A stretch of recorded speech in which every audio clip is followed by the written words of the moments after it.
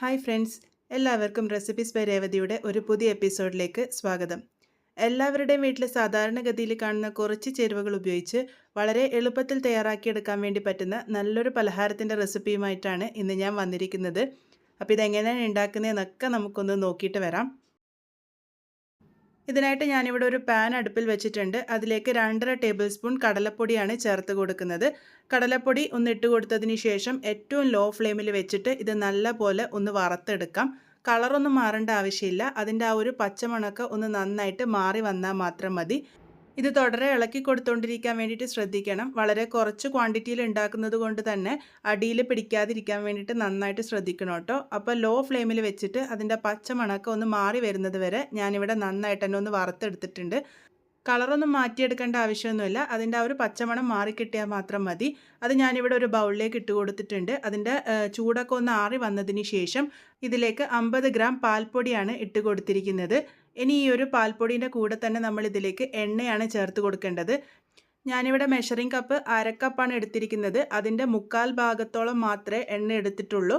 അപ്പോൾ അതും കൂടെ ഇതിൻ്റെ കൂടെ തന്നെ ചേർത്ത് കൊടുക്കാം. പ്രത്യേകിച്ച് ശ്രദ്ധിക്കണം, ഞാനിവിടെ 1/2 കപ്പ് മെഷറിംഗ് കപ്പാണ് എടുത്തിരിക്കുന്നത് കേട്ടോ.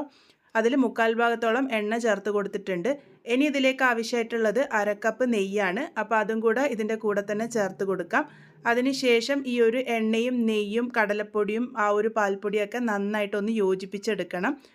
ഒട്ടും കട്ടകളില്ലാതെ ഒന്ന് മിക്സ് ചെയ്തെടുക്കാൻ വേണ്ടിയിട്ട് ശ്രദ്ധിക്കണം.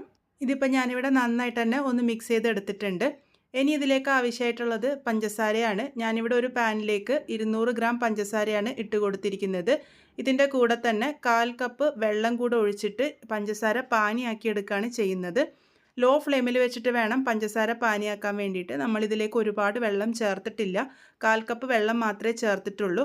പഞ്ചസാര പാനിയാക്കിയെടുക്കുമ്പോൾ തുടരെ ഇളക്കി കൊടുക്കണമെന്ന് നിർബന്ധമില്ല. ലോ ഫ്ലെയിമിൽ വെച്ചിട്ട് ഇടയ്ക്കിടയ്ക്കൊന്ന് ഇളക്കി യോജിപ്പിച്ച് കൊടുത്താൽ മതി. ആ ഒരു പഞ്ചസാരയൊക്കെ നന്നായിട്ട് ഒന്ന് അലിഞ്ഞ് ചേർന്ന് വരണം. ഇപ്പോൾ ദാ പഞ്ചസാരയൊക്കെ നന്നായിട്ട് അലിഞ്ഞ് ചേർന്ന് വന്നിട്ടുണ്ട്. ഒറ്റനൂൽ പരുവാകുന്നത് വരെയാണ് ഇത് റെഡിയാക്കി എടുക്കേണ്ടത്. കുറച്ചൊന്ന് തവിയിലാക്കിയതിന് ശേഷം കൈ ഉപയോഗിച്ച് നോക്കുക. തൊട്ട് നോക്കിയിട്ട് ഒരു നൂൽ പരുവാകുന്നുണ്ടോ എന്ന് ചെക്ക് ചെയ്താൽ മതി. ഇതുപോലെ ആയി കിട്ടണം. ആ ഒരു സമയത്ത് ഏറ്റവും ലോ ഫ്ലെയിമിൽ വെച്ചിട്ട് തന്നെ നമ്മൾ തയ്യാറാക്കി വെച്ചിരിക്കുന്ന ആ ഒരു കടലപ്പൊടി പാൽപ്പൊടി കൂട്ടാണ് ചേർത്ത് കൊടുക്കാൻ വേണ്ടി പോകുന്നത്. ഇതുപോലെ ഒന്ന് ഇളക്കി യോജിപ്പിച്ച് കൊടുത്തതിന് ശേഷം ചേർത്ത് കൊടുക്കുക. അടിയിൽ ഊറിക്കൂടി നിൽക്കുന്നുണ്ടാകും.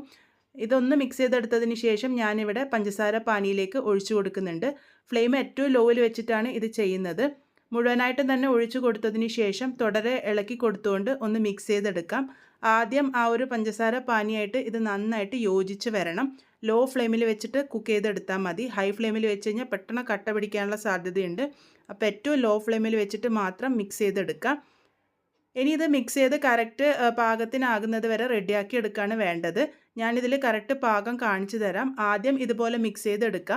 ആദ്യം നമ്മളുടെ ആ ഒരു കൂട്ട് പഞ്ചസാര പാനിയായിട്ട് നന്നായിട്ട് യോജിച്ച് വരും. അതിനുശേഷം ഒരു സമയമാകുമ്പോൾ ആ നെയ്യൊക്കെ നല്ല പോലെ റിലീസായിട്ട് വരും.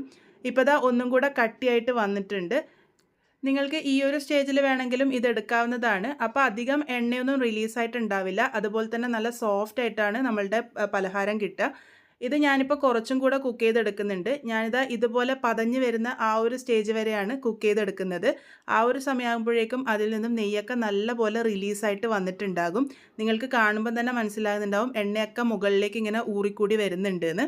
ഈ ഒരു സ്റ്റേജ് ആകുമ്പോൾ നേരത്തെ നെയ്യ് തടവി വെച്ചിരിക്കുന്ന ഒരു പാത്രത്തിലേക്ക് ഇത് സെറ്റ് ചെയ്യാൻ വേണ്ടിയിട്ട് ഒഴിച്ചു കൊടുക്കാം. നമ്മളിത് ഒഴിച്ചു കൊടുത്തു കഴിഞ്ഞാൽ ആ ഒരു എണ്ണയൊക്കെ ഇതിൻ്റെ മുകളിലേക്ക് പൊന്തി വരും. ഒന്ന് ലെവൽ ചെയ്തും കൂടെ എടുക്കുന്നുണ്ട്. ലെവൽ ചെയ്തും കൂടെ എടുത്തതിന് ശേഷം ഇതിൻ്റെ ചൂടൊന്ന് ആറാൻ വേണ്ടിയിട്ട് മാറ്റി വയ്ക്കാം. ചൂടാറി വരുമ്പോഴേക്കും ആ ഒരു എണ്ണയൊക്കെ അതിൻ്റെ മുകളിലൊരു ലെയർ പോലെ ആയിട്ട് വന്നിട്ടുണ്ടാകും. നമുക്ക് ഈസി ആയിട്ട് അത് മാറ്റിയെടുക്കാൻ വേണ്ടി പറ്റും. ഇത്രയും എണ്ണ ഞാനിതിൽ നിന്ന് മാറ്റിയെടുത്തിട്ടുണ്ട്. അതിനുശേഷം ഇതിൻ്റെ ചൂട് ഒരല്പം ആറാൻ വേണ്ടിയിട്ട് മാറ്റി വയ്ക്കാം.